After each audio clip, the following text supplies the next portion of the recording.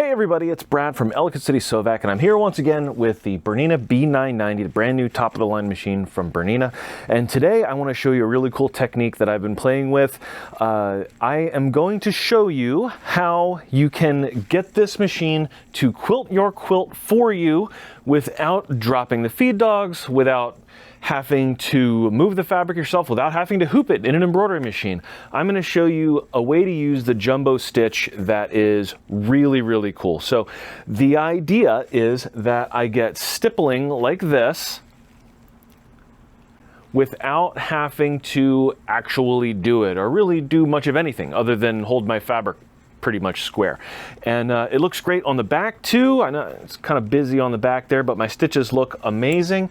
And I don't have to know how to do free motion. I don't have to understand how any of that works at all. All I need to do is just a little bit of work creating a stitch, and I'm going to show you how to do that because I find this to be absolutely really cool. All right, so the first thing we're going to do is we're going to look on our machine here, and I'm actually going to use the mouse instead of the touch screen, even though I love the touch screen so much. I'm going to use the mouse because I don't want to get my arms and my head in the way when I move in there. So I hope that you can see where the mouse is. I'm going to move it nice and slow for you. So the first thing we're going to do the technique that I want to show you is you want to go ahead and get your number 40C foot on here, the sideways motion foot. That's the foot that I have on my machine, and yes, it comes with it. And that's going to allow the machine to move the fabric left and right as well as front to back perfectly without it, not moving as much as it's supposed to. If we don't use the sideways motion foot when we do sideways motion stitches, it doesn't make them properly. So we're going to make sure we put that foot on, tell the machine that it's on there, and then I want you to go to the decorative stitch category here, and then we're going to go down all the way to the bottom, folder 1601. Okay, we're going to left click on folder 1601, or just, touch it if you're using your touch screen. Now, any of the designs pretty much in this category can be used the way that I'm going to show you, but in particular, I wanted to use a stippling stitch. Okay, now these four down here at the bottom are the different stippling stitches that we have access to that are, built into it, and they're just kind of different patterns and different default widths. So if I click on one of them here, you'll see this one, the default width is 20 millimeters. This one is almost 30.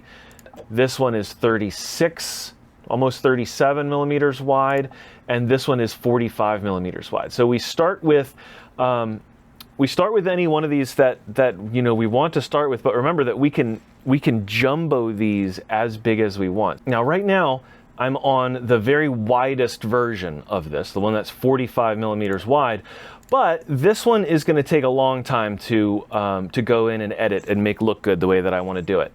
So I'm going to actually start with the third one on the line, 1658.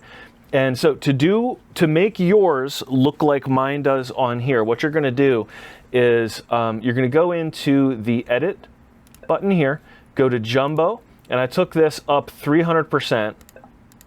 Okay, I found that if I made it too much bigger than this, then it kind of got hard to keep it square. So 300%, that ends up being 88 inches. That's like 3 inches, or 88 millimeters. That's like 3 and change inches. So that's pretty good. For the width of my individual row of stippling. You could make it wider if you want to. It kind of takes longer to edit it the bigger it is, which is why I'm doing one that didn't start off super narrow, or that didn't start off super wide. But anyway, so we've got it set to 300. Now, if I sew this out without doing anything to it, the stitches are really close together and it doesn't look like a natural thing that someone has done. So what we can do here is I'm going to go back out of the jumbo stitch to my regular edit. And then on this screen, I'm going to make a change here and make this long stitch. Now, when I make it long stitch, it ends up having the stitches be a lot longer, but it does make it look more jagged. Okay, so this doesn't look very good. Here, I'm going to close this and close my stitch out here. So this doesn't look very good the way that this is because everything looks pretty jaggedy. So what I'm going to do to fix this is go down to the corner and use my stitch editor and I'm going to zoom out. I'm scrolling with my mouse wheel. If you were using the tablet, you would zoom in and out by pinching. Again, the only reason I'm using the mouse is because I don't want my hand to be in the way when I'm showing you what to do. But basically in my stitch editor, I can go in and use the stitch move tool. That's this one here that lets me move an individual stitch. And I can grab my stitches and just kind of move it so that it looks less jagged. And I'm going to go through the entire design doing this. So you see how this looks like much more of a nice natural curve now? And we're going to do that throughout the design. Anywhere that there is a jagged point, we're going to go ahead and just pull that in like this. And yeah, it's time consuming to do this, but once you've done it, you can just save it and you don't need to do it again. So here I'm going to take this and look at that. That's much less jaggedy looking. And you can be, you know, as anal about this as you want. And you can also go in and change the curves around if you want to. I can even select more than one stitch at a time and move all of them if I wanted to. So I could go over to my, my multiple stitch selector here. So here I'm set to select one stitch. I could select multiple stitches by using this. So let's say I want to get this stitch all the way through this stitch. I can do that and then move all of them at, oh, you know, hang on. I can do that, and then I select the, you know, the stitch that's white, and then I can move all of them at once if I wanted to do that. But remember, when you're doing that, you're actually stretching out this stitch while you do it, so you might want to add a new stitch in there, which you could do by going in and hitting, selecting a single stitch and hitting duplicate. So if I go in, I'm getting kind of beyond the scope that I meant to do on this video, but if I take this stitch, hit duplicate, then I've got another stitch that I've basically just kind of forced in an extra stitch in there. There might be an easier way to do that, but that's the way that I've been doing it when I wanted to do it. So anyway, so we're just gonna go in and keep making this nice and even all the way through.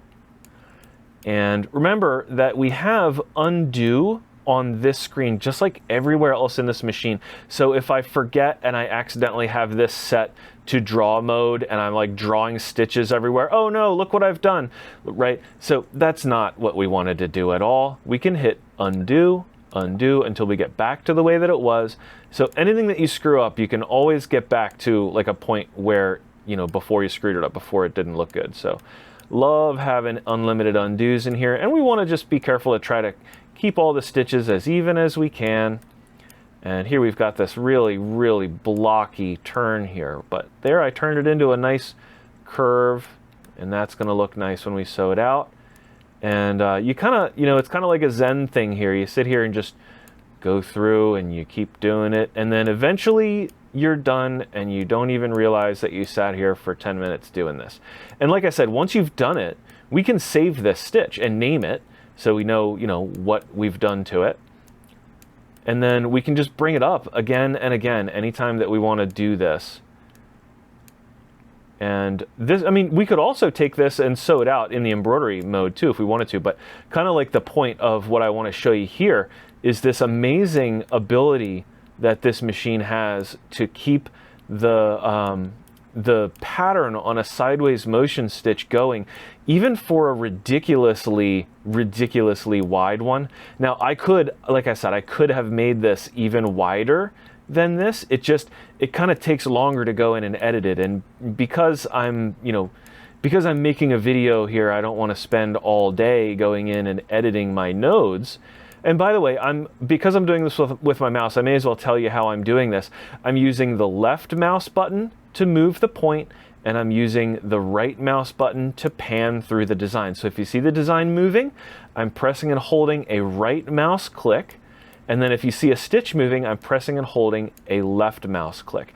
And again, you want to make sure that you're in the stitch move icon over here, because otherwise you're going to be drawing stitches everywhere. And that is not what we meant to do, because this stitch has really been designed for us.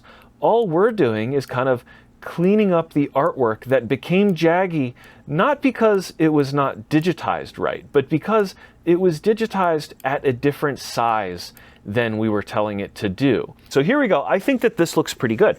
And so what I'm going to do is I'm going to hit the check mark down here. All right, when I hit this check mark, this is going to be brought into my design field on the tablet here, right? And then we're going to take this and we're going to hit this icon, which allows us to save. We tell it that this is going to be a new stitch, and we're going to call it Video Stipple, so that we know that it's the one that we just made in the video. I sure love this keyboard, by the way.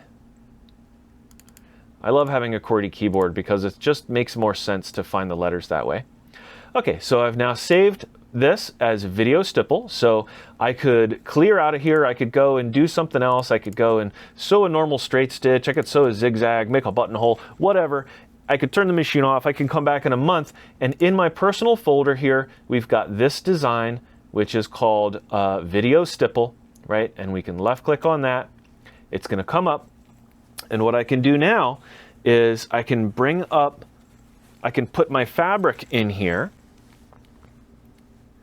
I'm just going to start on a corner. Now, I can imagine someone doing this and doing it with a larger piece of batting and doing it edge to edge, right? Letting it come and go off the edge and do like a edge to edge stippling using this technique. I could see that for like a small project kind of thing. But I want you to see how well the camera interacts with sewing out this design, because I get to use my camera to make sure that everything stays square. Now, one thing that I want to do before I start sewing is I want to adjust my tension. The machine thinks it's sewing out a decorative stitch here, and we've turned it into a quilting stitch, essentially. And what we want to do, because our stitches are so much longer and we made the stitch that much longer, the machine doesn't really know that because it still thinks it's, you know, stitch number, whatever number that was. So we have to tell the machine to increase the tension so that the stitch looks better for that longer stitch than what, you know, the machine thinks it is. So we go in here, and I think that about 5, which is what I use for doing free motion quilting usually, about 5 is a good setting for, at least for the 50 weight thread that I'm using. You may need to experiment with it to get it looking good. But if your stitches look loopy on the top when you go to do this technique, check your tension, make sure it's not set to down around 2, that's too low. I just have 50 weight thread in the top and bottom. It's Mettler Metrocene is what I'm using, but I think it would be the same setting if we were using like a 50 weight, if we're using like a 50 weight cotton, like Aurifil or something like that. Okay, so I'm going to close this, and I am going to shift my camera around so that I can give you a view of the fabric being sewn, and then I'm going to switch it to the view where we have our beautiful camera, to the view of watching the tablet as it goes, because I really, really like the way that the camera helps me keep the fabric square. And I'll show you what I mean when we get on here. All right, I'm gonna put the foot down, I'm gonna hit the gas, and we're gonna start, and you'll see the machine start moving the fabric left and right. Here we go. So what I need to do is just hold my fabric square. I'm not helping it, I'm not guiding it or anything like that, and it's just moving it all around for me. Now, if we look on the tablet, in order to make sure that I am holding it fairly square, I can see, I'm gonna stop here in a second. Oh, well, that's not a good spot to stop. I'm gonna stop when it's a good spot to show what I wanna show you. So because it animates the design as we go along, as long as where it shows the stitch has been is kinda close or pretty close to where the actual stitch is, then we know that we're in pretty good shape. So yeah, that's pretty cool. So I'm just gonna go ahead and keep on going here. And basically I'm just gonna go and do a whole row of this fabric.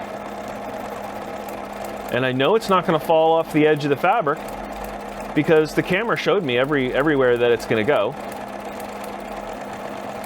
I know that this stays, as long as I stay square, I know that this is just going to be all in a line and nothing's going to touch anything else. I should have smoothed my fabric out a little better there, but that's okay. I think that this is amazing. I've always wanted to be able to do one of these this wide, and this is not even anywhere close to as wide as I could be doing this. I just didn't want to be here all day do like a really wide, really dense one of these. But yeah, you could make this significantly wider than this and it still works. I mean, it's really remarkable. So I'm still going, and we can see where it's going to go off the edge of the fabric right there. So I'm going to go ahead and trim. And if I had, set this up for doing like edge to edge, then I'd have like batting out here, and that would be really cool. And then I can just go and move to the next location, and on my machine, I can touch the pattern start button here, right there, and it's going to take my pattern all the way back to the beginning, and I can start my next row. And as long as I keep it square, it is going to not ever run into my previous iteration here, and it can just go ahead and sew out my whole next piece. And I could do this on an entire quilt if I wanted to. And I mean, I think that's just amazing that it's able to keep it as accurate as it does. I mean, it's moving 86 millimeters left to right, and it stays perfect. Now, if you are finding that yours, when you're trying this at home, doesn't stay perfect like mine does, double check that the foot that you put on there is the 40C foot and not the 20C foot or the 1D foot, because the machine will allow me to try and do this with those feet, but without having the sideways motion foot on there that has that nice flat bottom, it really struggles to keep the sideways motion stitches perfectly aligned the way that it's doing right now. And you don't have that problem with the 40C foot.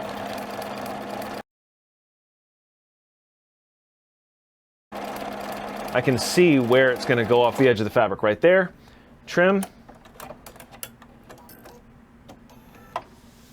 And if we actually had batting out there, obviously I wouldn't have had to trim it there. It could go out and then come back in, no problem. Okay, so that was just something that I thought was really awesome. I love that we can move the stitch like that. I love that the camera works the way that it does, that it animates the stitches in there like that. So that's it for today. I just wanted to show you that. Told you it's going to be a quick video on one feature that I found to be really neat. So thanks for watching. I'll see you in the next video.